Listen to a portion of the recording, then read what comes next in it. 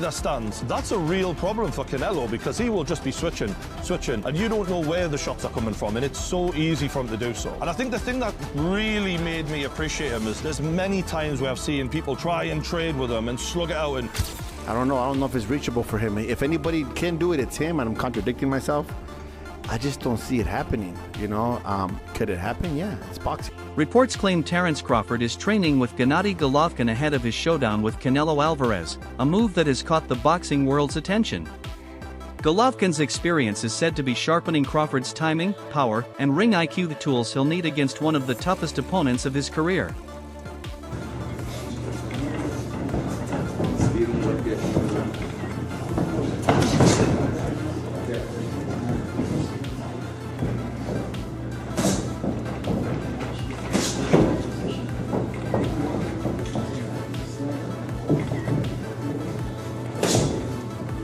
Analysts describe Crawford as far from ordinary, a rare talent blending speed, precision, and the ability to read opponents like few can. His trademark skill is switching stances mid-fight, breaking down rivals with intelligence and adaptability. Many label his boxing IQ as genius level, making him not just great, but one of the most unique fighters of his generation.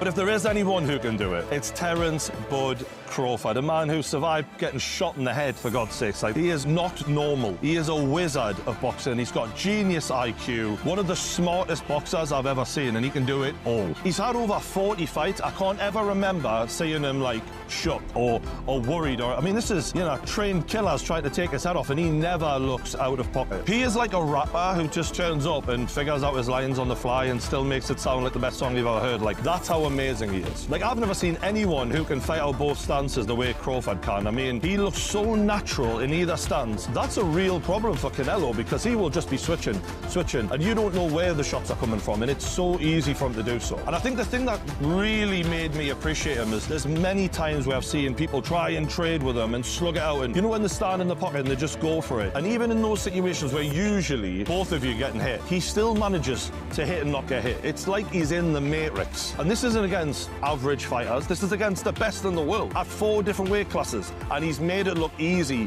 pretty much every time he's moved up. I think in the Errol Spence fight, that was a fight that was supposed to be 50-50. The pressure was on. A lot of people thought he was going to lose that fight. He made that look like a boxing lesson, and the reason is when Errol Spence would throw a punch and not get out of the pocket quick enough, he would make them pay every single time. And if people are worried about Canelo's feet being slow, if there's anyone who can punish that, it's Terence "Bud" Crawford. In terms of weaknesses, these guys, they don't really have weaknesses. They've just got things that they maybe not as amazing at. That's the level we're talking here. Canelo has been accused of being a bit of a slow starter, and, you know, that could be a problem. And Michael Fox stressed that Crawford's biggest challenge against Canelo is size.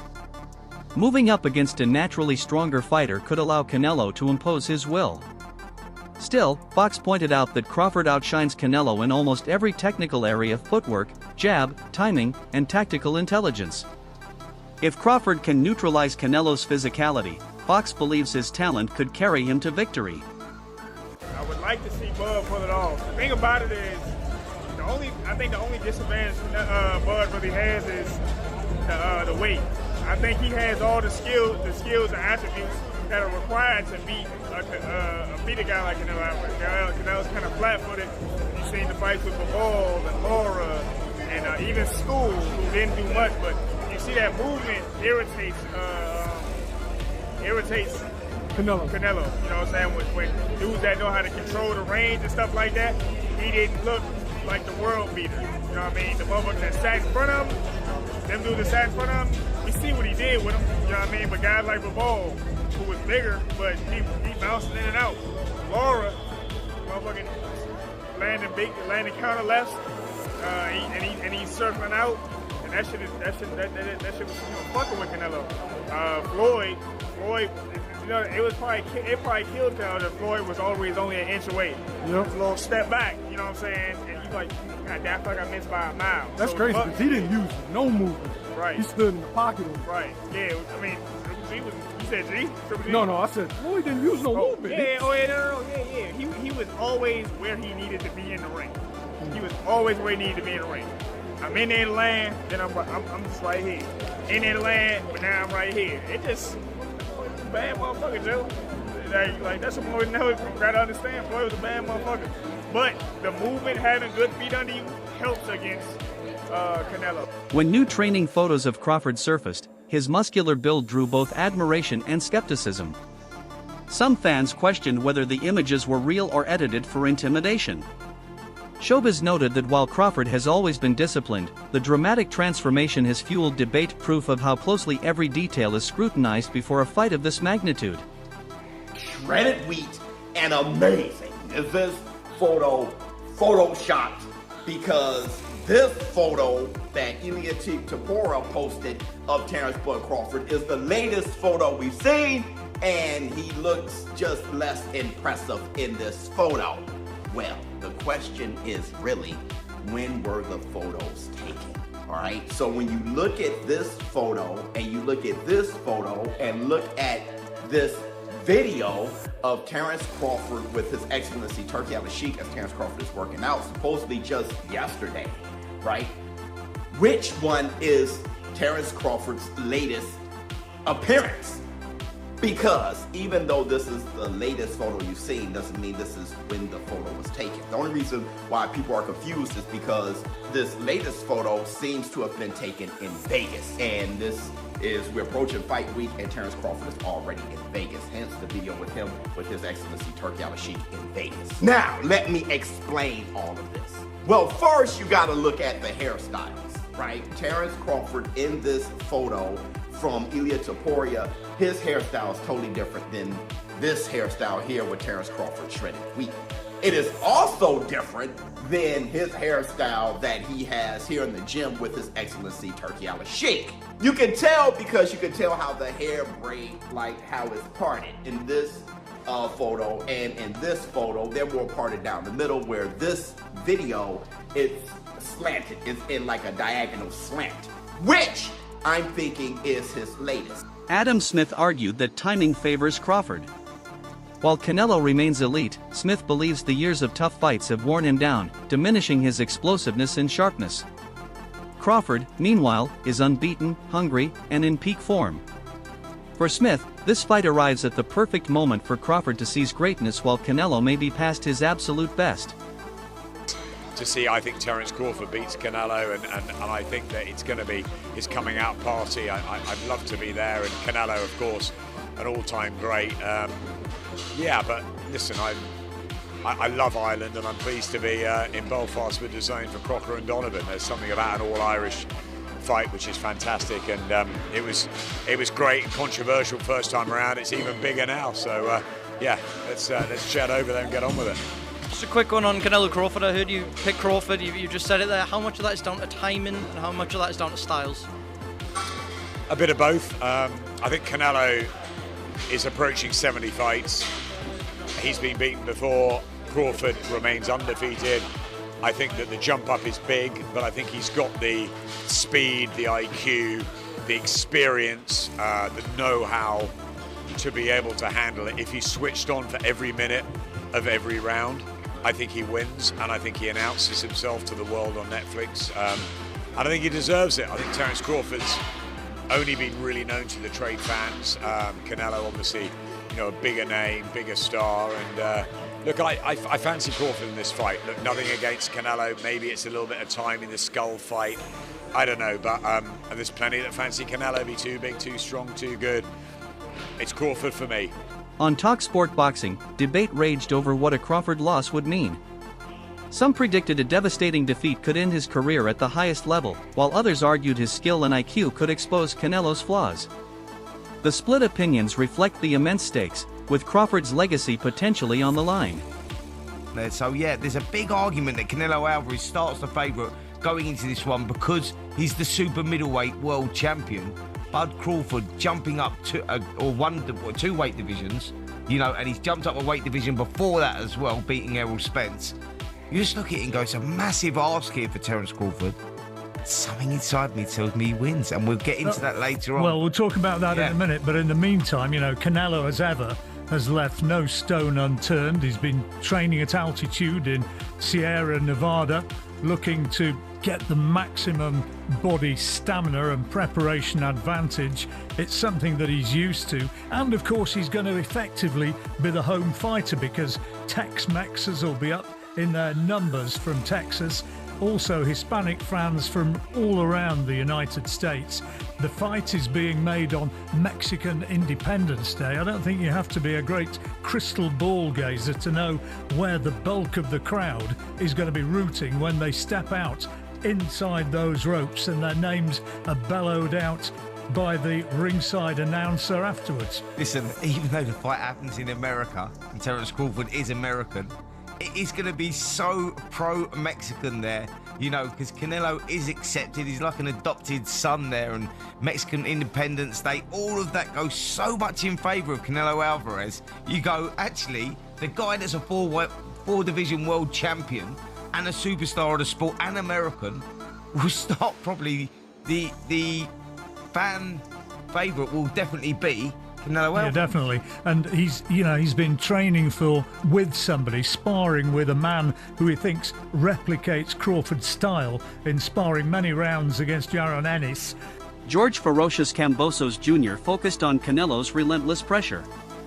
He explained that Canelo excels at cutting off the ring, forcing opponents back, and landing powerful combinations. According to Kambosos, Crawford's biggest challenge will be absorbing those shots without letting Canelo dictate the pace. Canelo is the pressure fighter. He's got to put the pressure on Crawford. He has to be able to land his big shots. He's seasoned at fighting at super middleweight. He's fought as high as light heavyweight, as we know. So he is accustomed to the bigger punches, the bigger shots. I don't think Crawford can really land anything that's going to trouble a guy like Canelo Alvarez.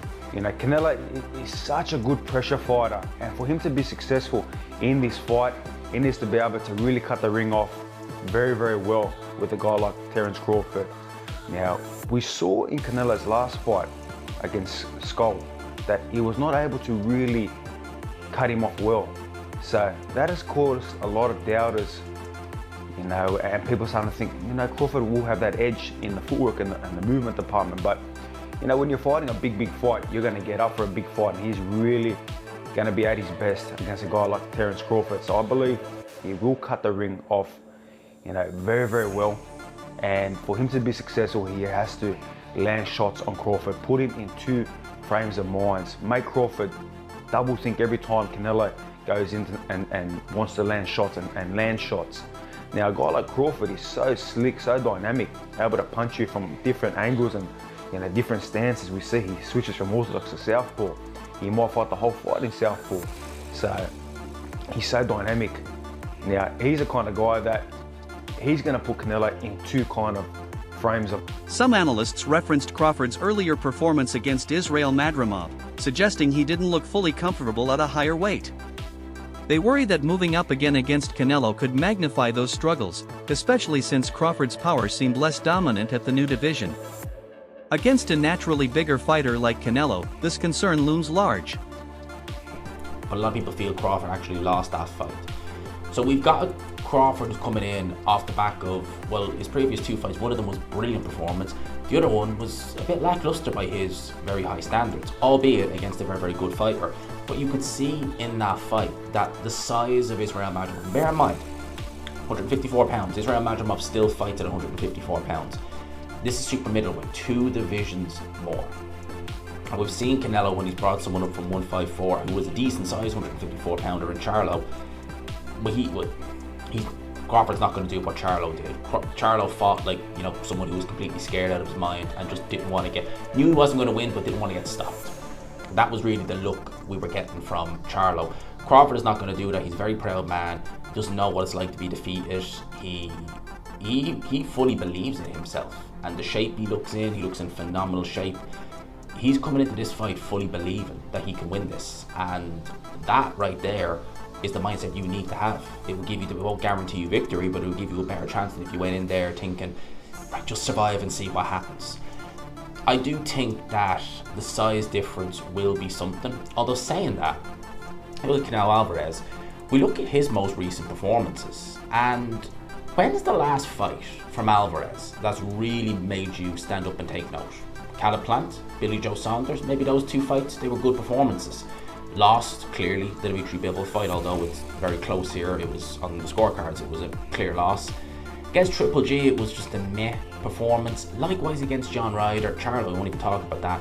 Munguia, it was a bit meh. Again, Berlanga, it was like, okay. Former Canelo team member Joe Vargas insisted Canelo brings unique dangers. His composure, lethal body punching, and knockout power in both hands make him unlike any opponent Crawford has faced. Vargas believes Crawford's skills are real, but Canelo's mix of power and defense will present a test like no other. This is the first time I pick it. I'm going to go with Canelo on this one. Why is that? They're both great at what they do. I'm going against Maggie. I heard everything she said right now. She's right on the money on all that stuff, but Crawford has done a lot of great things at a smaller weight. You know, that jump is I don't know if it's reachable for him. If anybody can do it, it's him, and I'm contradicting myself. I just don't see it happening, you know. Could it happen? Yeah, it's boxing. But I just think Canelo's too good at the little things. And what's Crawford's game plan going to be? You know, that's what's going to define the fight to me. Do you think Canelo knocks him out? No, but I think, well, that's the only way I think he's going to win. I think he wants to make a statement. I was going back and forth about Canelo, like everybody talks about, like, for example, when Berlanga fought Shiraz. Did I say it right? Shiraz? Berlanga was engaging with Shiraz. He wasn't engaging with Canelo much, you know? Same thing with Ryder. He didn't engage with Canelo. Munguia did. And it's like, you fight people different. Crawford's not gonna fight him the same way he's fought everybody else. Yeah, he's gonna make great adjustments. He's gonna do some great things. It's not the same till you get hit by Canelo. You know, one time, I remember the first time Ulises Sierra sparred with Canelo, first time we went to his camp, and he came back after the first round, and I said, "What's up, mijo? How hard does he hit?" He said, "Coach, I can feel his power all the way down to my feet." That's it for today's breakdown. Stay tuned for more coverage.